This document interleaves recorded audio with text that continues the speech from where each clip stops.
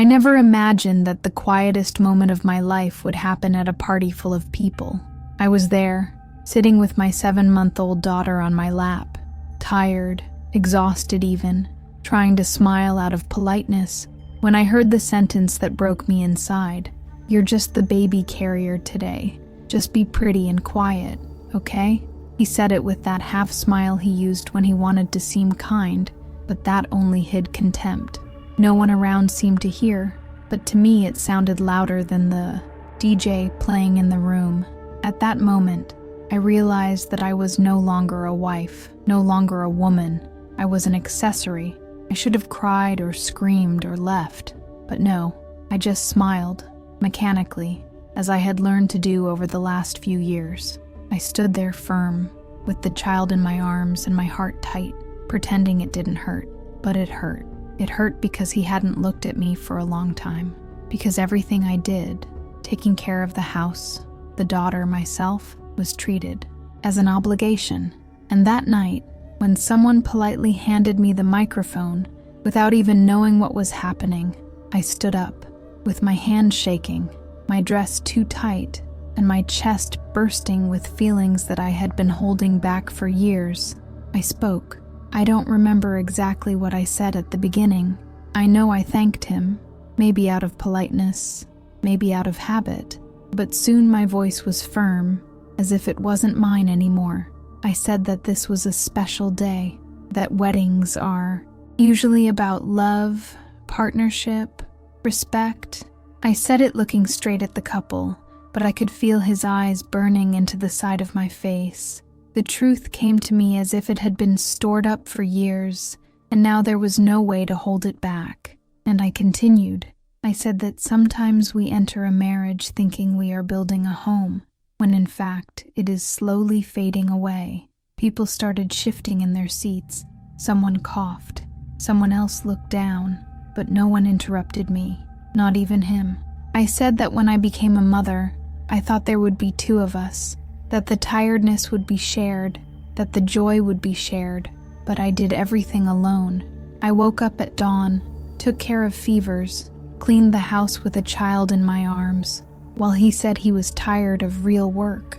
I was called sensitive when I cried, ungrateful when I complained, exaggerated when I asked for help. And now, there, in front of his family, I said I was tired of being invisible. After I handed over the microphone, I returned to my seat with shaky legs and a racing heart. No one said anything. No one knew what to say. He stared at me with a mixture of anger and disbelief, as if I had committed an unforgivable crime. And perhaps to him I had. I had exposed what he had always managed to hide with smiles and the appearance of a good husband. On the way home, he didn't say a word. He didn't even ask how I was. He just got in the car, turned on the radio, and remained in that calculated silence, the kind of silence that weighs more than a shout. In the days that followed, nothing changed in my routine, but I changed inside. It was subtle, almost imperceptible.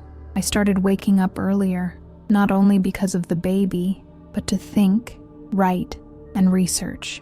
I remembered that before I was a mother, I was a designer, a freelancer, small but good. I started opening my design software again at night, in silence, with headphones on and afraid of making noise. The first project came by chance, from an old client who forgot to cancel an automatic payment. When I saw his name and the $20 in the account, my heart beat differently. It wasn't much money, but it was the first time in a long time that something was mine. Little by little, it became a routine. While he slept in the living room with the TV on, I worked in the dark, with the baby sleeping next to me. It was exhausting, but unlike the exhaustion that had always overwhelmed me, this one had a purpose. I started saving money in a separate account, one he didn't know existed. Every deposit, no matter how small, was like a reminder that I still existed, that I wasn't just Lily's mom or Richard's wife. I was me, and even if no one else could see it, I was starting to see myself again. That's when a former college friend showed up on my Facebook Messenger. "I saw your name on a client's website. Are you still a designer? It took me a while to respond. I stared at that message as if it were a trap, but I did respond. We arranged to meet for coffee, and I almost gave up on the way, but I went. I put on makeup for the first time in months, not out of vanity, but to remind myself that I still knew who I was. She noticed the weight on my face before I said anything, and even without knowing the details, she said something that stuck in my head for days. You're alive, but it feels like you've been holding your breath for a long time. After that coffee, things started moving faster than I expected. My friend talked to her boss, and a week later I was interviewing over video call. The woman who interviewed me was kind, direct, and most importantly, she treated me like someone I valued. She didn't ask why I had been out of work for a year. She asked me how I thought about design, how I dealt with deadlines, how I solved problems. It was like, for the first time in a long time, someone was really listening to me. When the call ended, I didn't cry, but my hands were shaking as if my body knew something was changing before my mind even accepted it. The offer came 2 days later.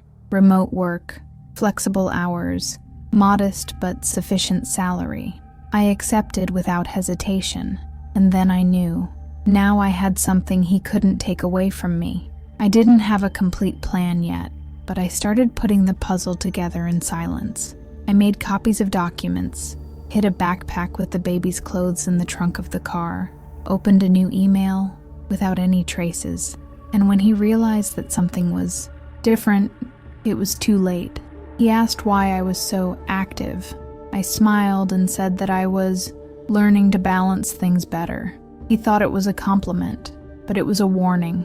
That's when he started acting different, not in a loving way, but in a way that he tries to seem like. He would come home with flowers, compliment the food, ask how I was, all fake, all tactical, and I could tell. It was like he knew he was losing control and was trying to regain it with memorized gestures.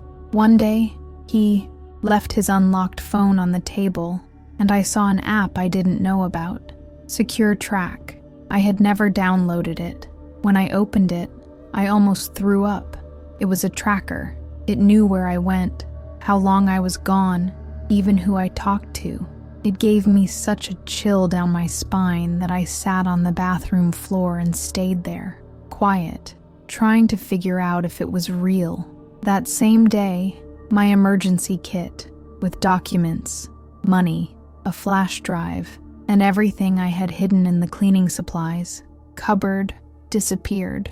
I didn't say anything. Neither did he. And that's when I knew. He knew. He knew I wanted to leave. And more than that, he was already trying to stop me. He called my mother and told her I was paranoid, that I might be suffering from postpartum depression, that I had been distant from the baby. When she called me and said that in that concerned but poisoned voice, I just took a deep breath and understood that time was up. I wouldn't get another chance. That night, while he slept, I started all over again. I put together a new kit with copies of documents, Lily's clothes, medicine, cash, and an old cell phone with a new SIM card that I bought with the change from a random purchase. I hid everything inside a diaper bag, at the bottom of the bathroom trash can, among plastic bags and toilet paper. I did it with the calm of someone who knows they have no choice. The next day, I took Lily for a test visit to a community daycare that I had discovered in a remote neighborhood. I stood outside, watching her play through the little window, and for the first time in a long time, I felt something that resembled relief. When I got back home, he asked where I'd gone. Pharmacy, I answered, without blinking. He just nodded, but I saw the way he looked at me, as if he no longer believed me, but still pretended to. At the end of that week, I picked up the phone, the one that was hidden, and called a shelter. I spoke to a woman who didn't ask me for an explanation. She just asked, "Is there a safe way to get out?" I said yes, but maybe not until dawn. She understood right away. She said the room would be ready. She gave me an address.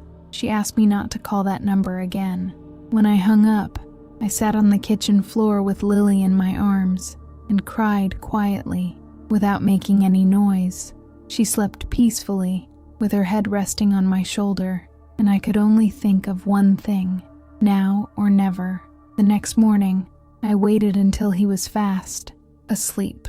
I had everything prepared, every step rehearsed in my head as if it were a survival routine. It was 3:42 a.m. when I put Lily in the baby carrier, my body shaking and my heart beating so hard it felt like it was going to give me away. I went downstairs barefoot, grabbed the bag hidden in the bathroom, and walked through the house in silence.